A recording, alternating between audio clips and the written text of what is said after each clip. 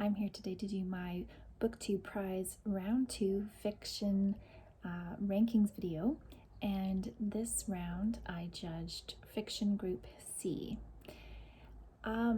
This round was very challenging. I'm sure all the judges felt this way due to COVID-19 and the restrictions happening all over the world. It was challenging in times to get your hands on books, and it definitely had a different atmosphere to round one for me. I would say overall, I had a good reading experience, but I certainly feel like fiction is really different to judge than nonfiction. And going into round 3, I'll be judging nonfiction again, and it'll be interesting to again compare that and see if I judge again next year, if I would still do both alternating, or if I would prefer one or the other. But I think the whole experience of judging our 4 rounds will really inform that decision for me. So I'm not going to make any final decisions at this stage, just having gone through 2 rounds. So the 6 books that were in Group C were All Again by Elizabeth Strout, Red at the Bone by Jacqueline Woodson, Queenie by Candice Carty-Williams, A Woman Is No Man by Etaf Rum, The Nickel Boys by Colsen Whitehead, and The Beekeeper of Aleppo by Christy Lefteri. So I'm going to talk about these books in my ranking order from lowest to highest, as I did in my first rankings video. If you are interested in hearing about any of these books in more detail, I did vlog the entire reading experience for all of them in 3 different vlogs, 2 books per vlog, and all of those will be linked in the description box down below. Before I start talking about my rankings, I mentioned at the end of the last vlog that I feel quite a bit of trepidation also for round 2. And the reason for that is that I am a little bit worried that my rankings are going to be outliers. And the reason that I feel that way is because I'm going by the hype of BookTube for some of these books. I'm going by the previous judges' videos who had read some of the books that are on this list. And I'm comparing my own experience, obviously, with theirs, and just seeing that overall there's kind of a difference in a lot of the tastes that the judges have in this prize. And so I'm a little bit worried that some of my favorite books are not going to make it all the way through. And so I don't know, it's a little bit nerve-wracking. Today is the 28th of May, and the results will be announced on Saturday the 30th. So I have 2 days left to worry. And I'm very excited to see what I get for the next round, but yeah, I'm a little bit worried that my taste is different. And here you go. Without further ado, you'll understand why. So my number 6 was Olive Again by Elizabeth Strout. And I know that this book got through in the first round because people really liked it. The judges really liked it. And I just didn't have that experience. Olive Again follows Olive Kitteridge, and the novel of that name was a bestseller from Elizabeth Strout. It is very beloved to a lot of people. Olive Kitteridge, the character herself, is very beloved to a lot of readers. And for me, I just didn't think that it worked in terms of structure, in terms of sentiments that were presented. A lot of people felt that this novel was humorous. I didn't find it humorous. And I think that's a matter of taste. It's also a matter of what you're reading for. And I feel like that's where the differences in the tastes and then the rankings are going to come from in this category for me, because I think a lot of people read for familiarity and read for comfort, and they enjoy cantankerous kind of small town characters, and that's what this book is. It's about cantankerous small town characters. But I didn't find it was very rooted in reality. I found a lot of the characters to be not very believable, and also extremely cliched. Olive herself, I felt, was kind of a relic, best left in the past. I did like the last section of the book. I also listened to this on audio, and I don't think that really affected my overall enjoyment of the book, but like I said, it was my number 6. Number 5 is probably going to be my most controversial opinion here. It is Jacqueline Woodson's Red at the Bone. And can I just say, in my own defense, that I wanted to love this book very much. I wanted to love it.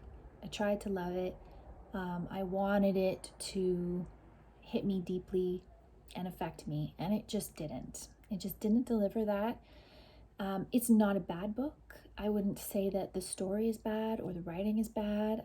I think that it has interesting explorations of teenage pregnancy. It has interesting explorations of family and expectations, and how those things in different classes are passed down in different ways. How the next generation takes on the burden of the previous, but also tries to push them away. There's a lot of great themes in here. What I wanted from this book, though, and this could be a result of the hype around it, so many people have hyped up this book. It's been nominated for prize lists. It has just blown so many people away. And so I had very high expectations, and this book just did not deliver to those expectations. It was far too brief. I also didn't understand the structure. I didn't understand why Woodson jumped the timeline the way she did. And I usually really like jumping timelines, but to me, the way she jumped it didn't have any sort of rhythm or help in any way to connect to the characters. I wonder a lot if she would have had a bit of a more linear timeline, if I would have liked the characters more. But overall, I just needed more from almost every character in this book, and I really only connected with one. So that is why this book got number 5, but it is certainly not a bad book in any way. And I did enjoy overall the reading experience, even though it kind of left me feeling a bit surprised and a bit like I missed something that other people were really able to see. My number 4 ranking was Queenie by Candice Carty-Williams, and I know that Queenie is equally as controversial. Some people obviously really loved it and put it through to the second round. I've heard a lot of people who didn't like this book.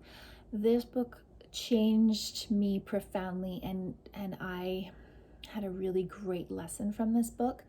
It has sparked a lot of interest in me in a very specific area that I think Candice Carty-Williams explores in this book in a great way. If you're willing to go on the journey, it's not an easy journey. This book follows Queenie. You are following her through a difficult time in her life when she is coming to terms with mental illness. She's coming to terms with her past. She's coming to terms with what she wants in her life. It is kind of the, a coming of age story, a coming into your own story. It is also about being a Black woman in the United Kingdom today. It's about taking up space as a Black woman and what that means. And so there's a lot of themes in this book, and I understand why people would not enjoy reading it. The reading experience is very difficult because there's a lot of frank and confronting sexuality in this book that I don't think the average reader would enjoy the experience of. But the problem is, I don't think it was meant to be enjoyed, and I think it was there to kind of speak to an overall theme.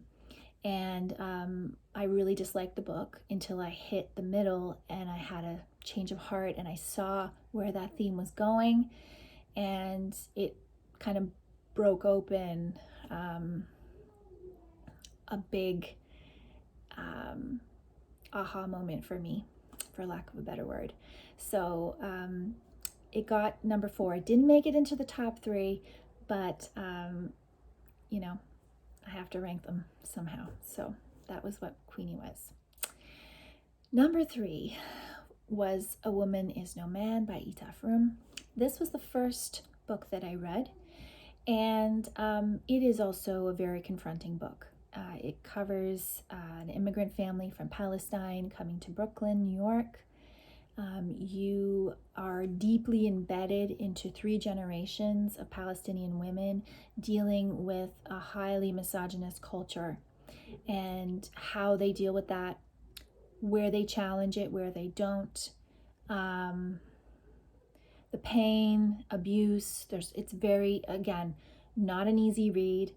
It's a culture that's different from my own. It's a culture that has a lot of stigmas attached to it. And I was interested in exploring that. And I think the author did a good job of getting us into the heads of these women. We understand, why they made the decisions they made. As frustrating as they may be to us, the decisions were explained. So I thought the book was very affecting. I thought the characters developed well. The book was moving, the book was confronting, and so for me, that's what got it into number 3. I think the author did a good job of moving the story along and presenting the 3 characters' perspectives, and she really got the points across in a thorough way. My number 2 read was the Pulitzer Prize winning The Nickel Boys by Colsen Whitehead. And it's very interesting to be reading that category when the Pulitzer Prize was announced. And I overall enjoyed the story. It's a sparsely told story, the story of Elwood, who is a young man who is on his way somewhere. He's on his way to a future that he feels is bright. And it's during the Civil Rights Movement. He hears Martin Luther King Jr. speaking. He's inspired by his words, and he believes that he can achieve something in the United States. This is set in Florida. And instead, the system that is, set up to make him fail entraps him in an institutional school. And so the story itself is fictional, but it is based on the story of an institutional school in Florida. And I thought that the story was well done. I really enjoyed it for the first third. And then it got a little bit slow because I believe there were just a few too many characters that were introduced. And to me, they didn't really move the story forward other than to show the level of oppression that the system has on every different type of boy who happened to be there. So, but then at the end, it's got a great ending with a strong message, and I thought it was a good story, a good solid story about a very specific time and place, and a character who dealt with those issues and who resolved them at the best way that they knew how at the time. So that was my number 2. And my number 1 is The Beekeeper of Aleppo by Christy Lefteri. So I said in my blog, if you were to take the 6 novels that are in this category, this is the one that fits my reading personality the best. When I was deciding how I was going to judge this round, I actually struggled as I was going through this because I wasn't sure whether it was fair to put this book as number 1. And I was worried that I should have a more strict criteria, that I should have more of these objective standards by which I was judging all the books, so that my own personal preference would not influence my judging. I don't know if it was just kind of a strange effect of quarantine, social distancing, or what, but I came to realize at the end of this book that it would be totally wrong to choose one of the other books and put it first, when this was the one that I clearly liked the best. So you follow two characters, to a main character couple who are immigrating from Syria, and eventually end up in the UK and trying to become landed immigrants and or be accepted as refugees. And this story has beauty, it has pain, it has struggle, it has perseverance, it has an unreliable narrator, it has pieces of puzzles that you're trying to put together, some of which are more obvious than others, about the truth. So is this the truth as we're hearing it, or is there another version of the truth? And especially because I read The Ungrateful Refugee by Dina Nieri in round 1, this book is a wonderful companion to that, and gives you just a kind of deeper, character-driven story. And it's not just the main refugee couple in this story that you come to appreciate. You also hear the stories of many other refugees who are not as fortunate as they are, and who have to struggle even more, and who become victims of the refugee journey. This story is well written. It has characters who are round, who grow, who learn, who try hard, who despair, who to me were living and breathing, and I believed them, and I wanted them to succeed. And so to me, out of the 6 books, this was the best one. So that is my ranking. Like I said, I'm a little bit nervous that I'm going to be an outlier in this group, and there's going to be some other books that make it through and not my favorites, but that remains to be seen. And by the time you see this video, all those results will be out, and you can head over to the Booktube Prize channel to watch the final result videos from round 2. I want to thank you so much for watching, and there will be more Booktube Prize judging content coming up in another 2 months. It seems like a strange thing to say now that in 2 months I'll give you the videos, but that's just how it works. Thank you so much for watching, and I'll be back again soon.